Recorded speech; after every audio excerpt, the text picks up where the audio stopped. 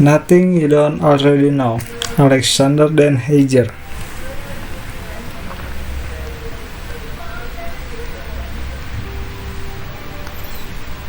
Judul halaman bagian 1, panggilan untuk perubahan. Kamu sering merasa lelah, bukan karena kamu telah melakukan terlalu banyak hal, tetapi karena kamu melakukan terlalu sedikit dari apa yang memicu cahaya dalam diri kamu. Banyak dari kita menghabiskan hari-hari kerja kita berlari dari meja ke meja, memecahkan masalah yang mendesak tetapi tidak signifikan. Manajer kutu terus mencari cara untuk mendapatkan lebih banyak dari kita. Kita terbiasa hidup di masa depan, memikirkan kuota berikutnya yang harus dibuat, pertemuan berikutnya, mobil berikutnya untuk dibeli, akhir pekan. Kita terus-menerus berusaha untuk mencapai suatu tempat alih-alih berada di tempat kita sekarang. Kita melewatkan satu-satunya momen yang bisa kita akses sekarang. Kita menghabiskan lebih banyak waktu di tempat kerja daripada dengan orang yang kita cintai. Dan ketika kita pulang, kita lebih sibuk menghubungkan ke perangkat kita daripada ke orang yang kita cintai. Kita telah menjadi sedikit lebih dari zombie, namun kita bertanya-tanya, mengapa saya begitu lelah? Kita pikir itu karena kita bekerja terlalu banyak. Bagaimana jika kita tidak melakukan terlalu banyak, tetapi kita hanya melakukan terlalu sedikit dari apa yang benar-benar penting? Bukan kerja keras yang paling melelahkan kita, tetapi kerja tak berarti yang paling melelahkan kita.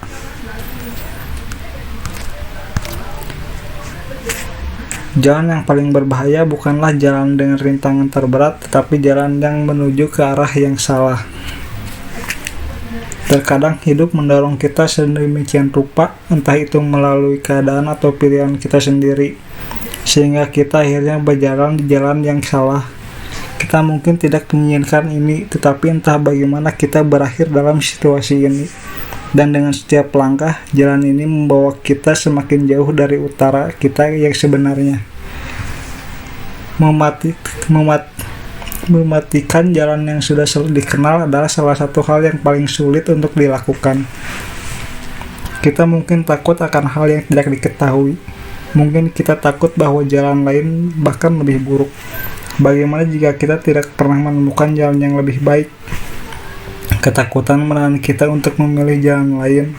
Jadi kita melanjutkan satu kaki yang berat di depan yang lain, berharap suatu hari semuanya akan berakhir dengan sendirinya. Tapi di dalam hati kita menderita, kecuali kita memiliki keberanian untuk keluar dari jalan.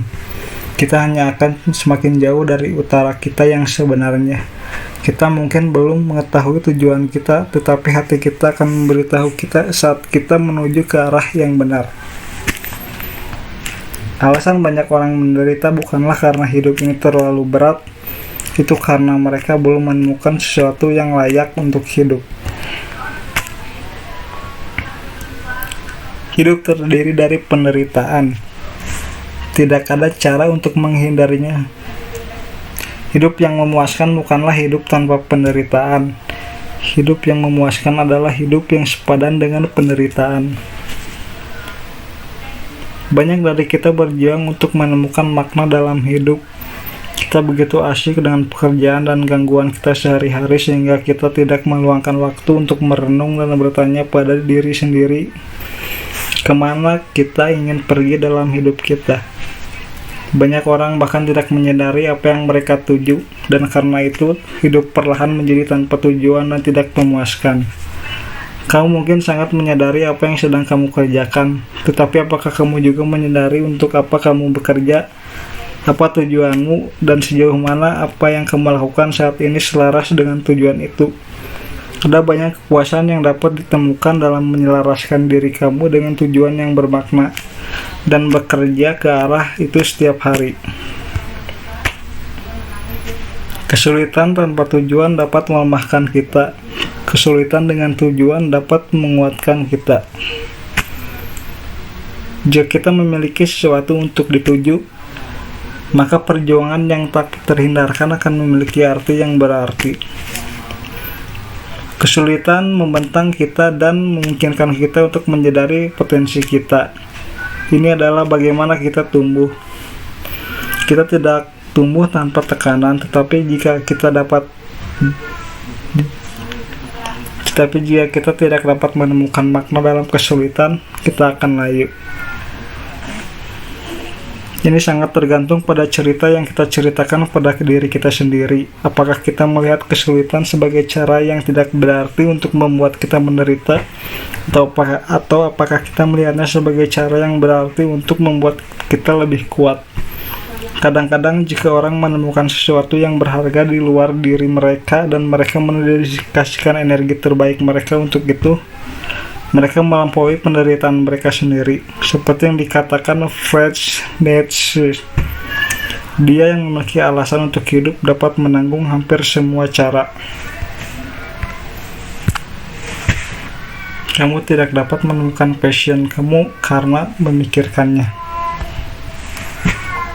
Berapa banyak dari kita yang berkata, saya selalu memikirkannya tetapi saya tidak tahu apa passion saya. Alasan mengapa kita tidak bisa mengetahuinya adalah karena ini tidak bekerja seperti itu. Seseorang tidak menemukan passion dengan memikirkannya. Kita tidak memikirkan passion, kita mengalami passion. Passion datang sebagai produk sampingan dari upaya terjadi sesuatu yang bermakna. Satu-satunya cara untuk mengalami passion adalah dengan mengerahkan upaya yang penting bagi kita. Passion terwujud sebagai hasil dari upaya sepenuh hati. Ikuti minatmu, eksperimen, jelajahi, temukan, lakukan hal-hal yang layak dilakukan sampai kamu menyalahkan percikan itu di dalam dirimu. Tapi ingat, menyalahkan percikan kamu seperti jatuh cinta. Itu bagian yang mudah, tetapi mencintai dan melewati badai yang tak terhindarkan adalah bagian yang sulit. Dibutuhkan waktu, komitmen, dan upaya terus-menerus untuk menjaga apinya tetap menyala. Semakin banyak perhatian dan usaha yang kamu lakukan, semakin baik. Ketika bunga tidak mekar, kamu memperbaiki lingkungan di mana ia tumbuh, bukan bunganya. Sama seperti bunga membutuhkan kondisi tertentu untuk mekar, demikian juga manusia membutuhkan lingkungan tertentu untuk berkembang. Kita jauh lebih dipengaruhi oleh lingkungan kita daripada yang kita pikirkan. Teman-teman tempat kita bergaul, budaya tempat kita tinggal, keluarga tempat kita tumbuh, dan bahkan media sosial kita. Apa yang kita hadapi setiap hari memengaruhi pikiran, perilaku, dan akhirnya karakter kita. Atur lingkunganmu dengan cara yang mendukung pertumbuhanmu. Cobalah untuk menyingkirkan gangguan yang tidak berguna. Kelilingi diri kamu dengan orang-orang yang positif. Jaga agar rumahmu tetap teratur. Regangkan diri kamu dengan menempatkan diri kamu dalam situasi baru. Jangan biarkan diri kamu terlalu nyaman. Kita dapat mengubah lingkungan kita sampai batas tertentu, tetapi dibutuhkan keberanian untuk meninggalkan lingkungan yang tidak sehat. Dan dibutuhkan kebijaksanaan untuk memahami lingkungan seperti apa yang terbaik untuk kesehatan kita. Terkadang cara terbaik untuk mengubah diri kita sendiri adalah dengan mengubah lingkungan kita. Jangan pernah meremehkan pentingnya memiliki tempat di mana kamu dapat tampil apa adanya, di mana seluruh diri kamu diterima, bukan hanya sebagian dari diri kamu.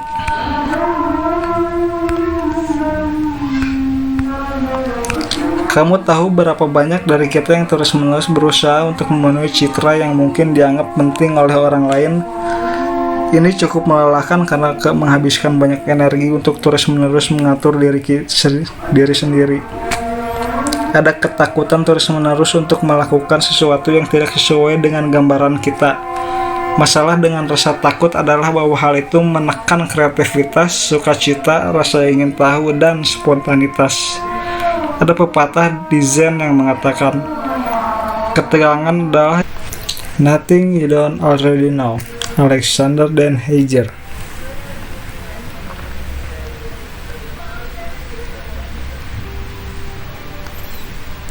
Judul halaman bagian 1, panggilan untuk perubahan. Kamu sering merasa lelah, bukan karena kamu telah melakukan terlalu banyak hal, tetapi karena kamu melakukan terlalu sedikit dari apa yang memicu cahaya dalam diri kamu.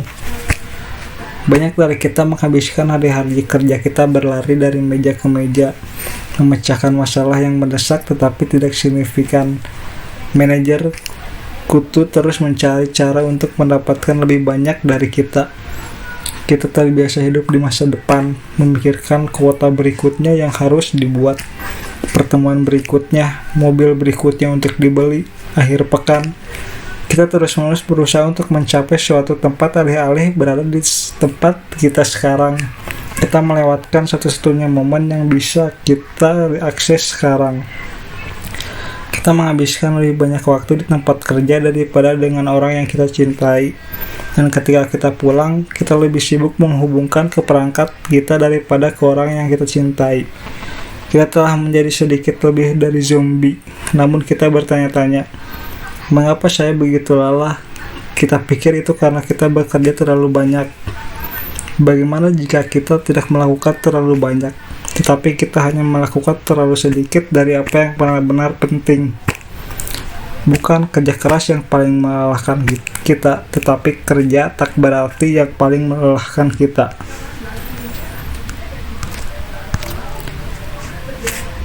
Jalan yang paling berbahaya bukanlah jalan dengan rintangan terberat, tetapi jalan yang menuju ke arah yang salah. Terkadang hidup mendorong kita sedemikian rupa, entah itu melalui keadaan atau pilihan kita sendiri, sehingga kita akhirnya berjalan di jalan yang salah. Kita mungkin tidak menginginkan ini, tetapi entah bagaimana kita berakhir dalam situasi ini. Dan dengan setiap langkah, jalan ini membawa kita semakin jauh dari utara kita yang sebenarnya. Mematikan jalan yang sudah dikenal adalah salah satu hal yang paling sulit untuk dilakukan. Kita mungkin takut akan hal yang tidak diketahui. Mungkin kita takut bahwa jalan lain bahkan lebih buruk. Bagaimana jika kita tidak pernah menemukan jalan yang lebih baik? Ketakutan menahan kita untuk memilih jalan lain. Jadi kita melanjutkan satu kaki yang berat di depan yang lain, berharap suatu hari semuanya akan berakhir dengan sendirinya. Tapi di dalam hati kita menderita, kecuali kita memiliki keberanian untuk keluar dari jalan. Kita hanya akan semakin jauh dari utara kita yang sebenarnya. Kita mungkin belum mengetahui tujuan kita, tetapi hati kita akan memberitahu kita saat kita menuju ke arah yang benar. Alasan banyak orang menderita bukanlah karena hidup ini terlalu berat, itu karena mereka belum menemukan sesuatu yang layak untuk hidup. Hidup terdiri dari penderitaan. Tidak ada cara untuk menghindarinya. Hidup yang memuaskan bukanlah hidup tanpa penderitaan. Hidup yang memuaskan adalah hidup yang sepadan dengan penderitaan. Banyak dari kita berjuang untuk menemukan makna dalam hidup. Kita begitu asyik dengan pekerjaan dan gangguan kita sehari-hari sehingga kita tidak meluangkan waktu untuk merenung dan bertanya pada diri sendiri, kemana kita ingin pergi dalam hidup kita. Banyak orang bahkan tidak menyadari apa yang mereka tuju, dan karena itu hidup perlahan menjadi tanpa tujuan dan tidak memuaskan. Kamu mungkin sangat menyadari apa yang sedang kamu kerjakan, tetapi apakah kamu juga menyadari untuk apa kamu bekerja, apa tujuanmu, dan sejauh mana apa yang kamu lakukan saat ini selaras dengan tujuan itu?